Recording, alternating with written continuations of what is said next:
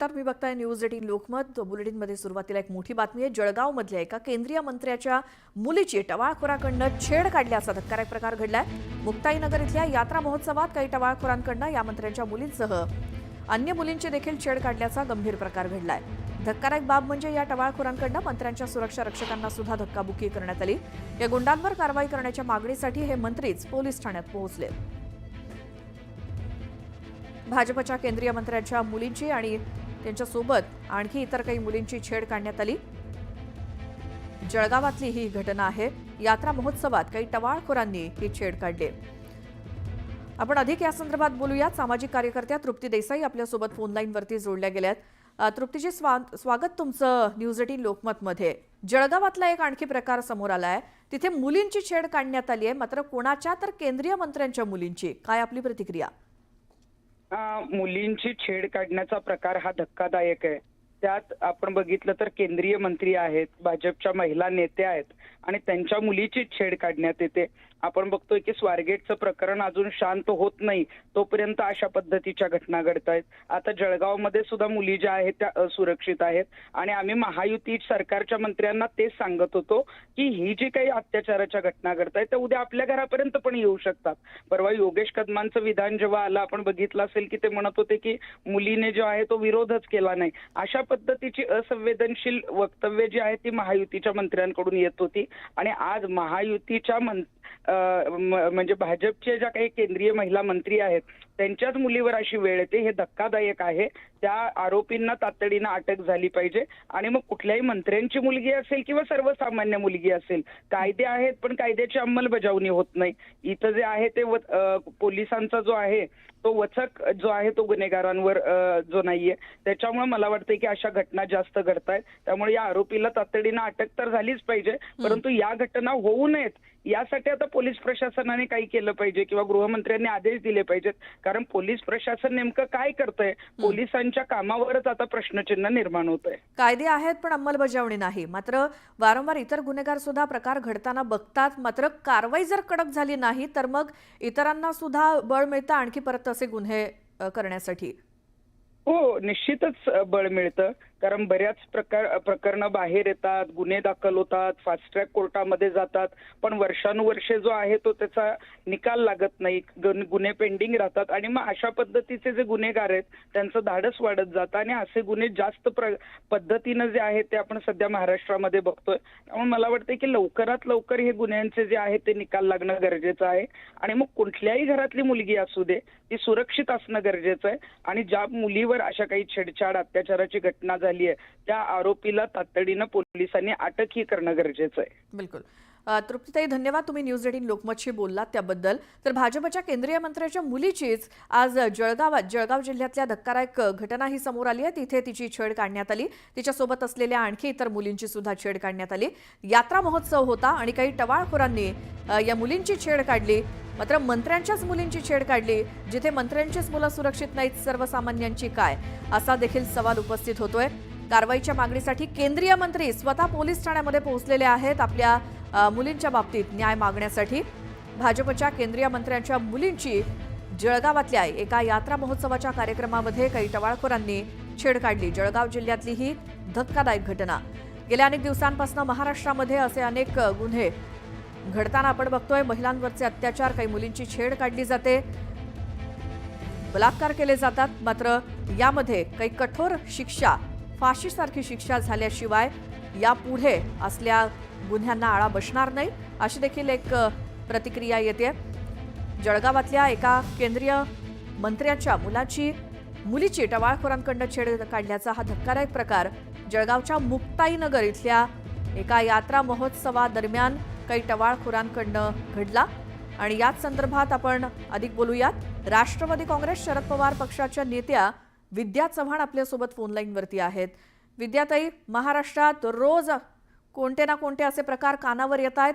आता पुन्हा एकदा जळगावच्या मुक्ताईनगरात मुलींची छेड काढण्यात आली आहे आणि केंद्रीय मंत्र्यांच्या एका मुलीची छेड काढल्यामुळे ते आता पोलीस स्टेशनमध्ये गेलेत। या सगळ्या प्रकारावर काय म्हणाल? खूपच धक्कादायक आहे हे की आता इतक्या म्हणजे मोठ्या मंत्र्यांच्या आणि खासदारांच्या मुलींची छेडछाड सुद्धा व्हायला लागली आहे। आणि महाराष्ट्रामध्ये हे काय चाललेलं आहे असा प्रश्न आता मला पडलाय. कारण महाराष्ट्रामध्ये अशा घटनांचं प्रमाण थोडं कमी होतं, पण आता आकडेवारी बघितलं तर महाराष्ट्र दुसऱ्या का तिसऱ्या क्रमांकावर आहे.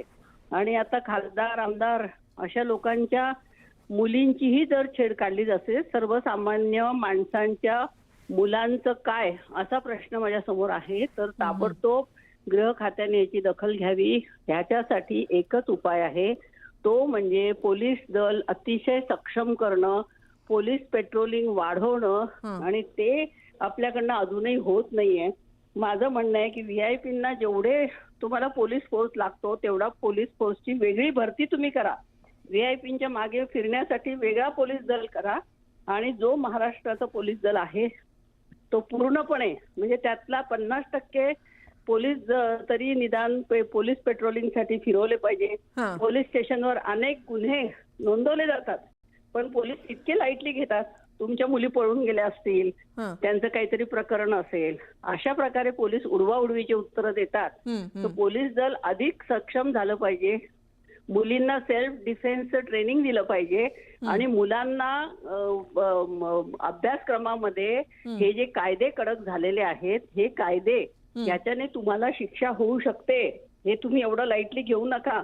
मुलींची छेडछाड करणं, मुलींवर अत्याचार करणं, ह्या सगळ्याचं हे सगळे प्रकार हे भारतीय न्याय संहितेच्या आत आहेत आणि तुम्हाला याच्यावरती कडक शिक्षा होऊ शकते. तुमचं सगळं पुढचं भविष्य काळकुट्ट अंधकारमय होऊ शकतं. हे त्या मुलांना अभ्यासक्रमातनं सांगितलं पाहिजे, तरच हे कुठेतरी कमी होईल. पण आपल्या इथे ह्या सगळ्या गोष्टींकडे पूर्ण दुर्लक्ष केलं जातंय आणि त्याविषयी गृह खातं काहीही बोलायला तयार. बिलकुल. विद्याताई, धन्यवाद तुम्ही दिलेली प्रतिक्रिया. आणि सरकारला फार चांगला सल्ला दिलाय विद्याताईंनी की जे काही कायदे आहेत त्याचा अभ्यासक्रमामध्ये समावेश करा, जेणेकरून मुलांना ते कळतील की जर काही गुन्हे केले तर आपल्यावरती कशी कारवाई होईल. या संदर्भात आपण अधिक बोलूयात. राष्ट्रवादी काँग्रेसच्या नेत्या रुपाली पाटील ठोंबरे आपल्यासोबत आहेत. रुपालीताई, वारंवार महाराष्ट्रामध्ये असं घडतंय, काय कारण त्याचं, म्हणजे असं का? आणि त्यावरती आता इतर पक्षातल्या म्हणजे तुमच्या विरोधी पक्षातल्या महिला नेत्यांकडनं आता तुम्हाला सल्ले दिले जात आहेत की काय करायला हवं आणि काय नाही. नाही, एक लक्षात घ्या, या विकृतीवर कायद्याची जरब बसलीच पाहिजे. आपले कायदे हे सक्षम आहेत, परंतु त्या जे विकृती या पद्धतीने महिलांची छेडछाड करतात, त्यांना त्रास देतात, त्यांच्यावर जोपर्यंत कायद्याची जरब म्हणजे कायद्याची भीती बसत नाही तोपर्यंत हे विकृत गुन्हेगार किंवा हे जे काही छेडछाड करणारी वृत्ती आहे ना, ही थांबणार नाही. आणि आमच्या विरोधातील आमच्या भगिनींनी सहकारींनी जो विद्याताईंनी सांगितलं की खरंच हे कायदे पाठपुस्तकात कॉलेजच्या पुस्तकात येणं गरजेचं आहे. आपण मजेसाठी किंवा एखाद्या स्त्रीला छेडतोय, तिला नाहक त्रास देतोय, तर त्याची आपल्याला मोठी भरपाई करावी लागणार आहे. त्याच्याने आपल्यावर गुन्हे दाखल होणार आहेत, आपल्याला शिक्षा होणार आहे. या सगळ्या गोष्टी आता त्या पुरुषांवर बिंबवणं गरजेचं आहे. आणि कुठल्याही एक लक्षात घ्या, आमदारांची पोरं असू द्या, खासदारांची पोरं असू द्या, नाही तर सर्वसामान्य जनता असू द्या, कायदा हा सर्वांसाठी आहे. आणि सर्वच म्हणजे काय, सर्वसामान्य माता भगिनी असू द्या, नाही तर कुण्या खासदार आमदाराच्या महिला भगिनी असू द्या, त्यांच्यासाठी ही सक्षम यंत्रणा राबवण्याचं काम हे नक्कीच गृहमंत्री आमचे जे आहेत ते त्यांच्या विभागातनं पोलिसांना आदेश दिलेत. तुम्ही जर बघितलं असेल की ही जी गुन्हेगारी आहे, या ज्या त्या एज मधली जी पोरं आहेत ती 25, 30, 35 मधली आहेत आणि त्यांना असं वाटतं की आपण समोरची मुलगी आली, तिला वाटेल जरी काही केलं तर आपल्याला काही होत नाही. त्याच्यामुळे नक्कीच या लोकांवर कायदेशीर जरब बसवण्यास पोलीस यशस्वी होतील आणि कुणालाही अशा पद्धतीची मोकळीक दिली जाणार नाही, हा संदेश दिला जाईल. त्यामुळे आणि जे कोणी याच्यामध्ये आरोपी आहेत, ज्यांच्यावर गुन्हा दाखल झालाय, त्यांना लवकरच अटक करणं गरजेचं आहे. मी पुन्हा सांगते, जरी याच्यामध्ये कुठलेही खासदार आमदारांच्या मुलीबाळींवर बहिणींवर जरी झाला असेल तरी त्यांना ही अपेक्षा सर्वसामान्यासारखी असते की गुन्हेगाराला अटक व्हावी. हे आपण लक्षात घेतलं पाहिजे. याच्यामध्ये वर्गीकरण करू शकत नाही. रुपालीताई, मात्र हे अंमलात कधी येणार? तुमच्याच मित्रपक्षाच्या एका मंत्र्याला आपल्या मुलीच्या आणि तिच्या मैत्रिणीच्या न्यायासाठी पोलीस स्टेशन गाठावं लागलंय. एक लक्षात घ्या, जेव्हा ही घटना घडते किंवा जे गुन्हेगार किंवा गुन्हेगार प्रवृत्तीची लोक ही छेड काढतात, तेव्हा पोलीस स्टेशनच हे सक्षम यंत्रणा आहे की तिथे जाऊन तक्रार करावी लागते. मग त्या म्हणजे ज्या आमच्या मित्र पक्षातल्या लेकीवर, आमच्या मुलीवर ही घटना घडलेली आहे, निश्चितच ती सर्वसामान्यावर घडल्यानंतर सुद्धा पोलीस स्टेशनमध्ये जावं लागतं आणि पोलिसांना त्या घटना सांगितल्यानंतर निश्चितच त्या गुन्हेगारांवर कारवाई केली जाईल. तू आत्ता समजा ही घटना कधी झाली आहे हे मला तुमच्याकडनं कळलेलं नाहीये. ती जर आज झालेली असेल, सकाळी किंवा काल झालेली असेल, किंवा ते आज जर पोलीस स्टेशनला गेले असतील, तर तुम्हाला या दिवसभरामध्ये ते जे आरोपी आहेत ते आयडेंटिफाय करून त्यांना अटक केली जाईल. परंतु ज्या आमच्या मित्र पक्षातल्या आमदार किंवा ज्या कोणी आहेत आमचे सहकारी, त्यांचं काम म्हणजे त्यांना त्या लोकांना शिक्षा देण्यासाठी पोलीस स्टेशनला जाणं क्रमप्राप्त आहे. त्याच्यामुळे आमदार पोलीस स्टेशनला गेले ही काही मोठी बातमी होऊ शकत नाही. परंतु ती विकृती थांबवण्यासाठी तो आमदार त्या पोलीस स्टेशनमध्ये गेला, हे त्याच्या सक्षमतेचं आणि त्याच्यावर कायद्यावर असलेल्या विश्वासाचं प्रतीक आहे, हेही आपण लक्षात घेतलं पाहिजे. हो, ही गोष्ट मान्यच आहे. मात्र जर छेड काढलीच नसती तर जाण्याची वेळ आलीच नसती. टवाळखोरांनी छेड काढली म्हणून जावं लागलं, हा त्यातला महत्वाचा मुद्दा आहे. रुपालीताई, टवाळखोरांना सोडणार नाही. जे टवाळखोर आहेत त्यांनी आता ही समजा आपल्या समोर ही आलेली घटना आलेली आहे, त्यामुळे पोलीस खातं त्या टवाळखोरांना अटक करून पुन्हा आपल्या भागात, शहरात ही घटना घडणार नाही याची जबाबदारी नक्कीच यंत्रणा घेईल. कारण का जे पोलीस स्टेशनचे PI असतात त्या पोलिसांचं काम आहे की आपल्याला दिलेल्या भागामध्ये असे विकृत, असे टवाळखोर यांचं प्रतिबंधक कारवाई करणं क्रमप्राप्त आहे आणि ते आपल्याला होताना दिसेल. बिलकुल. रुपालीताई, खूप धन्यवाद. तुम्ही न्यूज 18 लोकमतशी बोललात, आपली प्रतिक्रिया दिलीत त्याबद्दल. तर जळगावच्या मुक्ताईनगरमध्ये एका यात्रोत्सवादरम्यान काही टवाळखोरांनी काही मुलींची छेड काढली. या मुली ज्या होत्या त्यामध्ये एक मुलगी ही एका भाजपच्या केंद्रीय मंत्र्यांची देखील होती आणि त्यामुळे त्यांनी थेट पोलीस स्टेशन गाठलं आणि पोलिसात तक्रार दाखल केली आहे. या टवाळखोरांवरती कारवाई व्हावी अशी मागणी करण्यात आली आहे. महाराष्ट्रामध्ये गेल्या काही दिवसांपासून दररोज अशा काही छोट्या मोठ्या घटना समोर येत आहेत आणि त्या संदर्भात तक्रारी दाखल होत आहेत. मात्र असे काहीतरी ठोस निर्णय होऊन कडक कारवाई करून जर एखाद्या गुन्हेगाराला शिक्षा दिली तर पुढचा गुन्हेगार सुद्धा तो गुन्हा करण्यास धजावणार नाही, अशा पद्धतीची शिक्षा दिली गेली पाहिजे, अशीच प्रतिक्रिया समाज माध्यमातून येत आहेत.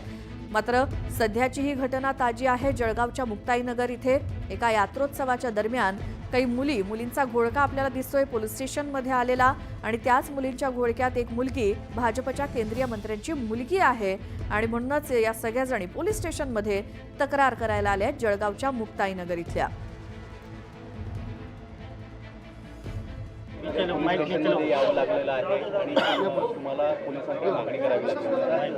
बघा, जी काही घटना 2 दिवस आधी म्हणजे परवा रात्री जी काही घडली आणि तिथे माझी मुलगी होती आणि आज मी पोलीस स्टेशनला मंत्री म्हणून नाही तर आई म्हणून मी आलेली आहे.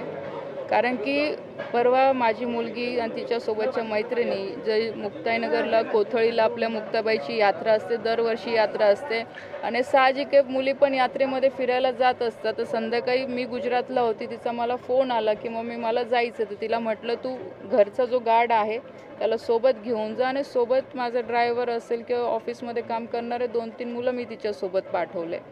तिथे तिच्यासोबत ज्या पद्धतीने वागणूक झाली किंवा तिच्यासोबत ज्या मुली होत्या, काही 17च्या म्हणजे 18 वर्षाच्या आतल्या होत्या, कृषिका पण आता 18ची झाली, 2 दिवस आधीच झाली, तर या सगळ्या 17-18 वर्षाच्या मुली होत्या.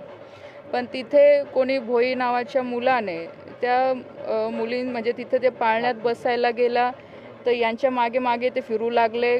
आमच्या गार्डनी त्याला म्हणजे त्याचा मोबाईल घेतला, त्यांनी सगळं शूट केलं. जेव्हा पाळण्यात बसल्यानंतर जबरदस्तीमध्ये पाळण्यामध्ये साईडच्या पाळण्यामध्ये जाऊन बसले, आमच्या लोकांना उतरून जाऊन बसले. ते परत आमच्या लोकांनी त्यांना उतरवलं, दुसऱ्या पाळण्यामध्ये पण त्यांनी तसंच केलं. ठीक आहे, मग आता बसल्यानंतर व्हिडिओ त्यांनी सगळ्यांशी म्हणजे व्हिडिओ वगैरे काढले. नंतर जो माझा गार्ड गेलेला होता त्याला थोडी शंका आली, त्याने त्याचा मोबाईल घेतला की याने नेमकं व्हिडिओ काढला की काय केलं बघायला.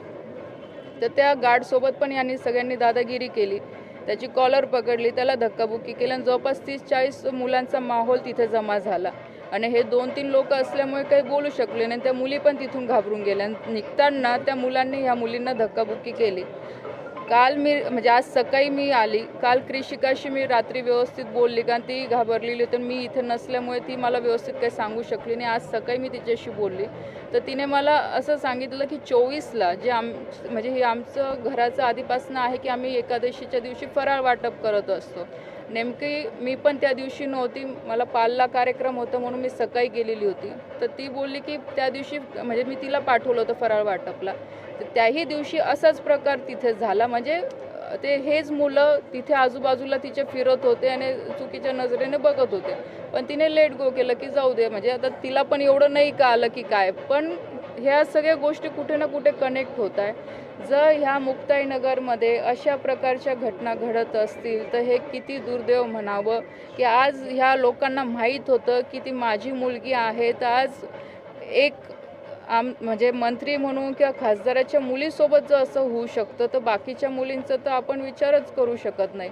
ही घटना माहीत पडल्याबरोबर गावातल्या बऱ्याचशा मुली माझ्याकडे आल्या. म्हणजे मला पण थोडं म्हणजे हे वाटलं चुकीचं की आमचंही कुठं ना कुठं चुकतं की आम्ही ह्या सगळ्या गोष्टींकडे लक्ष देत नाही. त्या मुलींनी पण मला ते म्हणजे सांगितलं की आम्ही शाळेत जातो तेव्हा पण हे असेच प्रकार नेहमी त्यांच्यासोबत घडतात. तर ही एक काही मुलांची 5-6 मुलांची टोळी आहे. तर ह्या टोळीला काही ना काही आळा घालण्याने कठीण शिक्षा यांना झालीच पाहिजे. आज पोलीस स्टेशनला मी माझं पत्रसुद्धा दिलेलं आहे आणि आजच्या ज्या लोकांना सगळ्यांना मी अरेस्ट करायला लावलेलं आहे. CM साहेबांशी पण मी ह्या संदर्भात बोललेली आहे. आज फक्त रक्षा खडसेच्या मुलीचा विषय नाही आहे, आज सगळ्या मुक्ताईनगर तालुक्यामध्ये राहणाऱ्या सगळ्या महिला असतील, मुलींचा प्रश्न आहे. कारण की आज एवढं स्वातंत्र्य तर प्रत्येकाला आहे की कोणी कुठेही फिरू शकतं, पण जर फिरायच्या वेळेस ह्या अशा घटना घडत असतील ते अतिशय दुर्दैव आहे.